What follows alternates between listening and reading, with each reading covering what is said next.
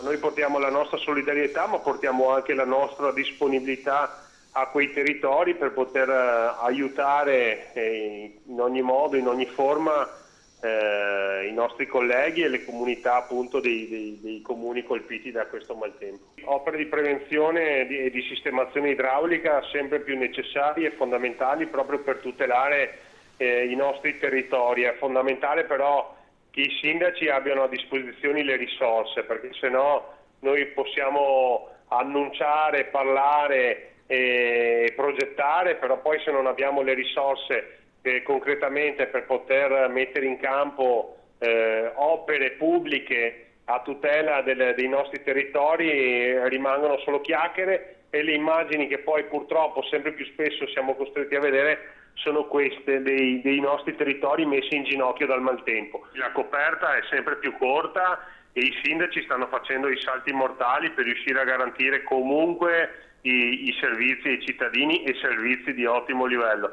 Però i miracoli non è che possiamo continuare a farli tutti i giorni e su tutti i temi.